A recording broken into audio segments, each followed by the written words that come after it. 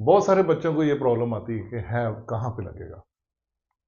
और ये वर्ब है, जैसे हम बोलते हैं एक्शन, ये वर्ब भी होता है और ये हेल्पिंग वर्ब भी होता है। हेल्पिंग वर्ब मतलब टाइम वर्ड, ये समय बताता है।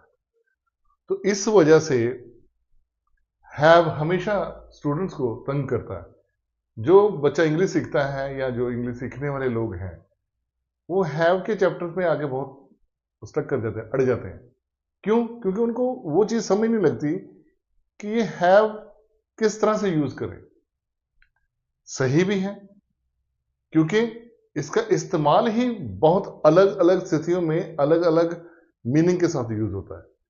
और हमने हमेशा हैव को एक एज ए हेल्पिंग वर्ब की तरह सीखा है, हैज, हैव और थर्ड फॉर्म, जबकि ये खुद ही वर्ब है और इसकी अपनी थर्ड फॉर्म है, हैज, हैव, हैड, हैड। इसी प्रॉब्लम से निजात पाने के लिए आज ये मेरा नया लेक्चर है। तो आओ दोस्तों, आज मिलकर हम हैव सीखें, इसके प्रयोग कहां कहां पे होते हैं, किस तरह से वो सीखते हैं और इसका डर अपने अंदर से निकालें। आपने सुना होगा, जो भी अच्छी इंग्लिश बोलता है वो हैव का इस्तेमाल बहुत करता है। हर लाइन पे कहीं ना कहीं हैव डाल देता है। आखिर ऐसा क्यों? अच्छा इंग्लिश जानने वाला हैव क्यों इस्तेमाल करता है? जबकि एक बच्चा जो इंग्लिश बोलने की तैयारी कर रहा है, सीख रहा है, वो स्कूल से भी जो सीख कर आया है, पर वो हैव का इस्तेमाल नहीं करता ज्यादा। वो डरता है। क्यों? क्योंकि उसे उसके प्रयोग, यूजेस कहां पे होने हैं वो नहीं पता है। तो पहला प्रयोग हम लोग हैव का करते हैं।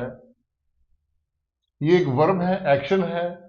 जब ये बताना हो कि ये चीज मेरे पास है, वो एक्शन कि कोई चीज मेरे पास है, तो वहां पर have first form, second form had, third form had. वो पास है, पास थी। बट इसमें एक चीज और याद रखना, जरूरी नहीं आपने हिंदी में वही लाइनें ढूंढनी है कि जिसमें ये हो, मेरे पास ये है, मेरे पास वो है। नहीं, जरूरी नहीं वो पास वर्ड भी आए, बस इतना शो हो जाए कि वो है। जैसे आज मेरे पास बहुत टाइम है, आज मैं फ्री हूं, आज मेरे पास जॉब है, मतलब मैं जॉब करता हूं, इसका मतलब मेरे पास जॉब है, मैं जॉब करता हूं, तो मेरे पास जॉब है, तो मैं जॉब करता हूं, मैं हैव का इस्तेमाल कर दूंगा। इसी तरह मेरे पेरेंट्स हैं, मेरे पास पेरेंट्स नहीं है, मैंने बोला मेरे पेरेंट्स हैं, तो वहां पे भी आप हैव लगाओ, आई हैव पेरेंट्स। तो इसी तरह से अगर मेरे पास आईफोन है तो मैं बोलूंगा आई हैव आईफोन। अगर मैं बोलूंगा मेरे पास जॉब है, मैं जॉब करता हूं, आई हैव जॉब। अगर मैं बोलूं कि मैं पास्ट की बात करूं कि मेरे पास बहुत फ्रेंड हुआ करते थे, मैं बहुत फ्रेंडली नेचर का होता था, बड़ा सोशल हुआ करता था, तो मेरे बड़े दोस्त हुआ करते थे। But after graduation, post graduation, master करने के बाद दोस्त आहिस्ता आहिस्ता कम होते गए, हम जॉब में अपने इतने बिजी हो गए, दोस्ती छोड़ दी। तो वहां हैव की सेकंड फॉर्म आती है had. So I had so many friends, मेरे बहुत सारे फ्रेंड्स थे। तो ये तो था, अगर आपके पास कोई चीज है, कोई रिलेशन है, वहां पे आप हैव का इस्तेमाल कर सकते हो। ठीक है, यहां ये चीज। सेकंड है हैव, खाने और पीने में दोनों में लग जाता है, ये भी एज ए वर्ब लग सकता है, एक्शन। इसकी भी सेकंड फॉर्म थर्ड फॉर्म होगी, हैव, हैड, हैड। अब ये हैव हैड किस जगह पे लगेगा? जहां पे ईट खाना, ड्रिंक पीना, इनकी जगह पे हम हैव लगा सकते हैं। मान लो अगर मैं इसको और आसान कर दूं, अगर मैं इंग्लिश सीखता हूं तो मैं कहता हूं खाना खाता हूं, तो मैं ईट को लेके चलता हूं, मैंने खा लिया एट, मैंने खा चुका हूं ईटन, मैं तीन फॉर्म लेके चलता हूं। फिर मैं पीने पे आता हूं, ड्रिंक पीता हूं, ड्रैंक पिया, ड्रंक पी चुका हूं। मुझे 6 वर्ड्स याद करनी पड़ी। क्यों ना हम ऐसा करें, हैव का इस्तेमाल करें। हैव में क्या होगा कि हम 3 ही याद करेंगे, एक ही हैव पकड़ा, हैड हैड, पिया खाया, या पीता हूं खाता हूं, पिया खाया, पी चुका हूं, खा चुका हूं, ये तीनों। एक तो हमें 6 वर्ब्स याद नहीं करनी पड़ी। दूसरा, ये ज्यादा फॉर्मल गिना जाता है। इंग्लिश में हैव जो ज्यादा इस्तेमाल करता है उसको फॉर्मल और इंटरनेशनल लेवल पे ज्यादा एक्सेप्ट किया जाता है। तो आप जितना ज्यादा हैव का इस्तेमाल करोगे ईट और डिनर की जगह, ड्रिंक की जगह, तो आप उतनी ही बढ़िया इंग्लिश बोल रहे हो और इंटरनेशनल लेवल पे आप बात कर रहे हो। हमारे इंडिया में ड्रिंक और ईट को ज्यादा इस्तेमाल करते हैं और फॉरेन में ज्यादातर लोग हैव का इस्तेमाल करते हैं। तो जो बच्चों को हैव का पता नहीं होता तो वो वहां जाके वो सोचते हैं यार ये क्या बात कर गया बंदा, ये तो हैव का इस्तेमाल कर दिया, जबकि मैं खाने की ईट लगाता हूँ ड्रिंक। जैसे I have T and coffee, मैं चाय और कॉफी पीता हूँ। ऐसे आई हैव पिज्जा, मैं पिज्जा खाता हूँ। आई हैव डिनर, मैंने डिनर कर लिया, मैंने डिनर कर लिया। तो ये थे दो वर्ब्स, दो अलग अलग मीनिंग। इस वजह से हमें पता नहीं चलता था कि हैव का इस्तेमाल कैसे करना है। अब आते हैं हैव का एक ऐसा इस्तेमाल जो ना वो वर्ब है ना ही वो हेल्पिंग वर्ब है, मतलब ना वो एक्शन काम की बात करता है, ना हमें समय के काम करने के समय को बताता है। तो करता क्या है, यही तो मेन प्रॉब्लम है। हैव, यहां पे आप देखोगे एक फॉर्मल वर्ड्स जो मैनर्स के लिए यूज होता है। मैनर्स, आप हिंदी पंजाबी में या कोई भी लैंग्वेज में आप इज्जत से बात करते पड़ते, आइए, नमस्कार, आप क्या लेंगे, आप क्या खाएंगे, आप ऐसे पूछते ना आप, यहाँ पधारिए, यहाँ पे बैठिए, यहाँ तशरीफ रखिए और सुनाएं। तो इस तरह, और सुना, क्या हाल है, तू नहीं करते, तो ये मैनर नहीं होते। जैसे हम हिंदी में मैनर्स के साथ बात करते हैं बड़ों में, इसी तरह जहां हमने मैनर्स लगाने हैं तो वहां हैव का इस्तेमाल करो। जैसे कोई आपके पास आया है, आप कहते बैठिए ना, आप खड़े क्यों हैं, आप बैठिए, चाय ची पीजिए, फिर बात करते हैं।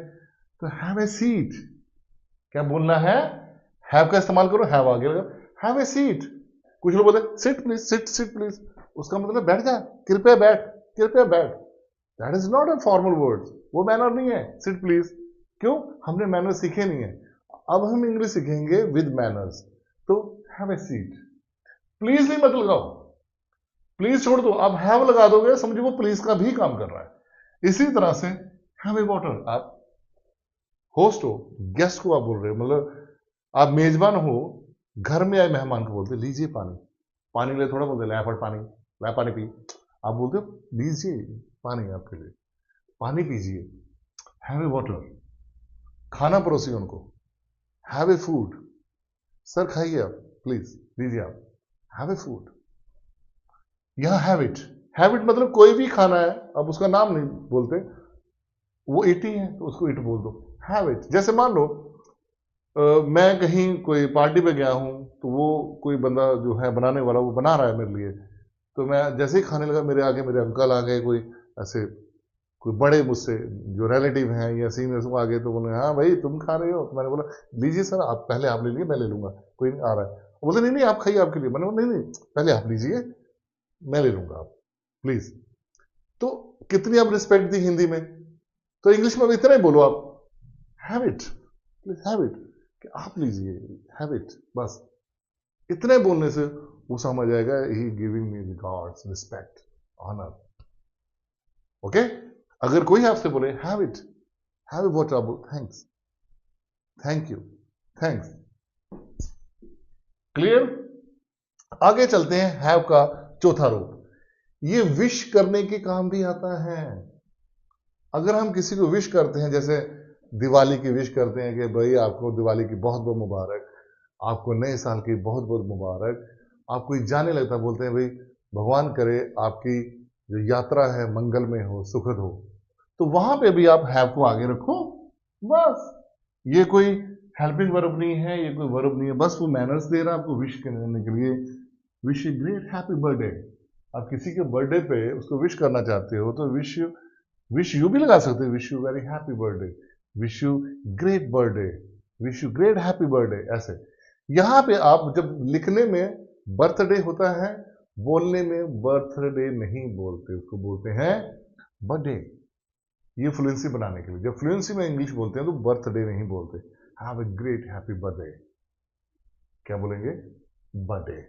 इसी तरह से हैव ए हैप्पी दिवाली, आप दिवाली के कार्ड में देखा होगा उन्होंने हैव का इस्तेमाल किया था, कुछ लोग सोचते हैं सर ये हैव को इस्तेमाल क्यों किया, कुछ कार्ड में ऐसे लिखा होता है wish you very happy Diwali, wish you very happy Diwali. कुछ लोग विश नहीं बोलते, वो सीधा सीधा लगा देते हैं हैव ए हैप्पी दिवाली। मैंने पहले ही बोला है कि हैव जो है वो विश की जगह ले लेता है। आप विश भी लिख सकते हो, अगर विश नहीं लिखना तो हैव भी लिख सकते हो।